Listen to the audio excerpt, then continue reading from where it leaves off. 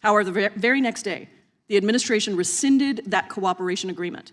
And now the Trump administration is actively refusing to share information, video, or even work with the Hennepin County Attorney and Minnesota Attorney General, leading them to launch their own separate investigation. If the Trump administration is so confident in the propaganda that they put forward about last week, they should welcome a joint investigation. They should want to work with local officials in Minnesota. But instead, the opposite is happening. The Trump administration appears to be afraid of what an independent, transparent investigation will. This may look like a procedural dispute inside a committee room, but it's actually a stress test of whether federal power can shield itself from accountability. What's really being tested here is whether agencies that enforce the law are still bound by it when something goes wrong. This raises broader questions about how transparency survives when political pressure and enforcement authority collide. In this video, we'll break down how a single amendment exposed a deeper struggle over who gets to investigate, who gets protected, and who gets shut out. Washington is recognized. Mr. Chairman, I have an amendment at the desk. Clerk will report. Point of order reserved by the gentleman from California. Amendment to the amendment in the Objection, nature. the amendment will be considered as read, and the gentlelady from Washington is recognized to explain the amendment. Thank you, Mr. Chairman. This bill is straight out of the Republican playbook. Find a crime in the news, make that crime a deportable offense without requiring a conviction, and then disregard the fact that the people subject to deportation already upon their conviction of the crime. The bill is inspired by the allegations of fraud in Minnesota that a conservative YouTuber claims to have discovered 4 years after the Department of Justice under President Biden began investigating these crimes back in 2022. Fraud-related crimes are already crimes involving moral turpitude, meaning that legal immigrants, including green card holders, convicted of these crimes are already deportable. There really is no need for this bill. If we're going to talk about Minnesota, let's talk about how Republicans have deployed an estimated 3,000 Department of Homeland Security agents to Minnesota. Already, immigration agents have arrested or harassed too many Minnesotans, including a 20-year-old U.S. citizen who was detained for hours and then left to walk home in the snow. Horrifically, the surge of federal agents also led to the tragic and preventable shooting of Renee Nicole Good last week. As such, I am introducing a straightforward amendment after what my colleague said last week about wanting to have a fair, independent investigation into Renee Good's death. I would hope that they would support my amendment, which will do just that. The amendment would delay the effective date of this legislation until the Hennepin County Attorney, the Minnesota Attorney General, and DHS certify that Immigration and Customs Enforcement have fully cooperated with the Minnesota state and county-led investigation into the death of Renee Nicole Good. And just in case anybody has not been watching TV across the country, didn't follow what happened last week, Renee Nicole Good, a mother of 3, including a 6-year-old child, had just dropped off her small child at school and stopped to support her neighbors when she was shot 3 times at point-blank range and killed by an ICE agent who appears to have called her a, quote, effing bitch seconds after killing her. Initially, the Trump administration signaled that it would work jointly with local Minnesota law enforcement on an investigation, as is customary in these cases. However, the very next day, the administration rescinded that cooperation agreement. And now the Trump administration is actively refusing to share information, video, or even work with the Hennepin County Attorney and Minnesota Attorney General, leading them to launch their own separate investigation. If the Trump administration is so confident in the propaganda that they put forward about last week, they should welcome a joint investigation. They should want to work with local officials in Minnesota. But instead, the opposite is happening. The Trump administration appears to be afraid of what an independent, transparent investigation will bring to light about what actually happened to Renee Nicole Good last week. Despite all the evidence to the contrary, President Trump has not backed away from his statements, claiming falsely that the officer was recovering from his injuries in the hospital, despite video evidence that clearly shows him walking away from the shooting apparently uninjured. Secretary Noem has outrageously claimed, without any evidence whatsoever, that it was an act of domestic terror, her words. The Vice President has falsely and outrageously stated that ICE agents have, quote, absolute immunity. Not true. Given all these lies, there is no world in which we can trust the Trump administration to conduct a fair, transparent, and unbiased investigation into the death of Renee Nicole Good. Not only do they not want to investigate the officer and hold him accountable if that's what is necessary in this case, they want to conduct a character assassination of Renee Nicole Good. Mr. Chairman, we need an independent investigation into what happened in Minneapolis. This is not the first time it's happened. In only the last 4 months, immigration agents have fired on at least 9 people with lots of lies and lots of evidence that debunks their narrative. Ms. Good lived by a conviction, as her wife said, that, quote, every person, regardless of where you come from or what you look like, deserves compassion and kindness. I hope my colleagues will support this amendment for an independent investigation into Renee Nicole Good's killing. I yield back. Oh, and I have a unanimous consent request. Gentlelady is recognized. I ask unanimous consent that an Axios article titled "Feds Bashed for Shocking Lockdown of Minneapolis ICE Shooting Probe" be entered into the record. Without objection. Gentlelady yields back. Does the gentleman from California insist on his point of order? I do, Mr. Chairman. Gentleman is recognized. As much as I would love to debate the gentlelady on this point, her amendment would introduce material beyond the scope and purpose of the bill before us. It therefore violates House Rule 16, Clause 7. I yield back. Gentleman yields back. Does the gentlelady, the sponsor of the amendment, Yes. wish to be heard on the point? Yes, I do. Gentlelady is recognized. Mr. Chairman, the amendment is clearly germane to the underlying legislation. This legislation under consideration empowers the Department of Homeland Security to remove individuals accused of committing fraud. Immigration and Customs Enforcement, the enforcement arm of DHS, has been surged to Minneapolis to investigate fraud. A DHS spokesperson said, quote, Minnesota is ground zero for the war on fraud. This operation in Minnesota demonstrates that the Trump administration will not stand idly by as the U.S. immigration system is weaponized by those seeking to defraud the American people. That was a DHS spokesperson.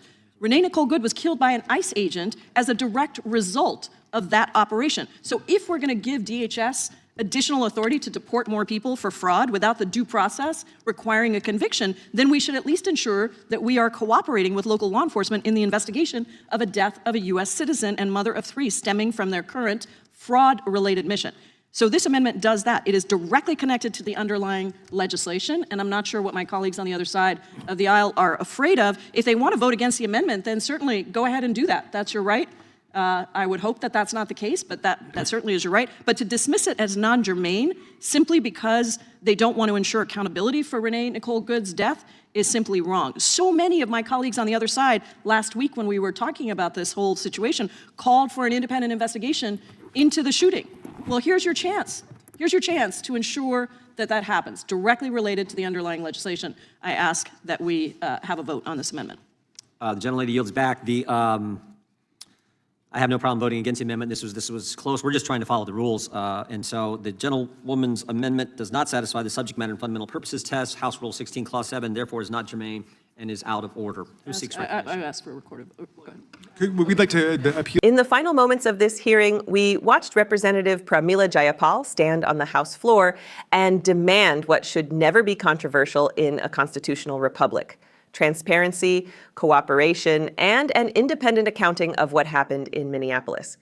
She offered a simple amendment, one that would have delayed new enforcement powers until federal authorities confirmed they were working with state and county officials to uncover the truth behind Renee Nicole Good's death. And just as plainly, that request was ruled out of order, not debated, not weighed on its merits. Shut down procedurally, as if the search for answers itself had become inconvenient. That moment tells us everything about where power sits right now in Washington. When Jayapal described how federal agencies initially promised cooperation, then abruptly withdrew it, she wasn't just recounting a bureaucratic switch. She was exposing a pattern in which accountability is pledged when the cameras are on, then quietly abandoned when the scrutiny becomes real. A pattern in which political messaging outruns evidence and authority outruns responsibility. Listen carefully to what was said. The administration, she reminded the chamber, first signaled it would work jointly with Minnesota investigators. That is the normal course when a federal operation leads to the loss of a life. But within a day, that commitment was rescinded. Video, records, and cooperation were suddenly withheld. Local officials were left to launch their own separate inquiry, forced to work around the very agency whose actions they were trying to understand. That is not transparency. That is a wall. And then came the public statements. The president, Jayapal said, continued to claim that the officer involved was recovering from injuries, even though footage showed him walking away, apparently unharmed. The Secretary of Homeland Security labeled the event an act of domestic terror without presenting evidence. The vice president declared that agents had absolute immunity, a phrase that does not exist in American law. These weren't slips of the tongue. They were assertions of narrative control. Attempts to define the story before the facts could catch up. What does that reveal about the system? It reveals a government more comfortable shaping perception than submitting to scrutiny. A leadership culture that treats independent investigation not as a safeguard, but as a threat. When Jayapal said if they are confident in their own narrative, they should welcome a joint investigation, she was articulating a principle as old as the Republic. Those who act justly have nothing to fear from the truth. Yet the House majority refused even to allow a vote on her amendment. They didn't argue that the investigation was unnecessary. They didn't argue that the facts were already known. They argued instead that the amendment was not germane to the bill, that it fell outside the narrow procedural boundaries of the legislation. And in doing so, they used the rules not to uphold order, but to avoid responsibility. This is where the machinery of government becomes visible. We like to think of laws as neutral, of procedures as technical, but in moments like this, procedure becomes politics by other means. A way to say no without having to explain why. A way to bury uncomfortable questions under layers of parliamentary language. Jayapal tried again. She pointed out that the very legislation being debated was expanding the authority of the same agency involved in the Minneapolis operation. That immigration and customs enforcement had been surged to the region under a banner of combating fraud, that a DHS spokesperson had even called Minnesota ground zero in that campaign, and that Renee Nicole Good died as a direct result of that operation. How, she asked, could an amendment requiring cooperation in the resulting investigation be anything but directly related? It was a logical argument. A moral argument, and it was rejected. What we saw in that exchange is not just a clash between parties, it is a clash between two visions of government, one that believes power must be paired with oversight, and one that believes power is its own justification, one that sees independent review as essential to legitimacy, and one that sees it as an obstacle. The stakes go far beyond one amendment. When federal agencies can deploy in force, take actions that end in tragedy, and then close ranks against local authorities, the balance of our federal system tilts. States and communities become spectators to decisions made in their midst, but not accountable to them. And when national leaders rush to issue sweeping claims before investigations are complete, they are not defending the rule of law. They are trying to preempt it. Jayapal warned that this was not an isolated incident. She noted that in just a few months, agents had fired on multiple people, followed by official stories that were later contradicted by evidence. That pattern matters, because trust in public institutions is built not on perfection, but on honesty, on the willingness to admit error, to open the books, to let independent eyes examine what went wrong. In her closing words, she invoked a simple belief voiced by Renee Good's spouse, that every person, regardless of where they come from or what they look like, deserves compassion and kindness. That statement cuts through the political noise.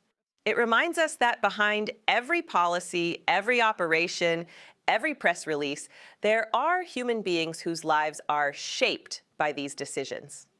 The House chose to move on, to rule the amendment out of order, and proceed as if nothing of consequence had been raised.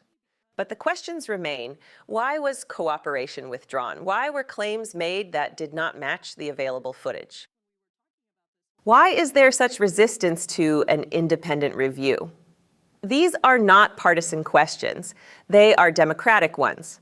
They go to the heart of whether those who wield the immense power of the federal government are willing to be held to account for how that power is used.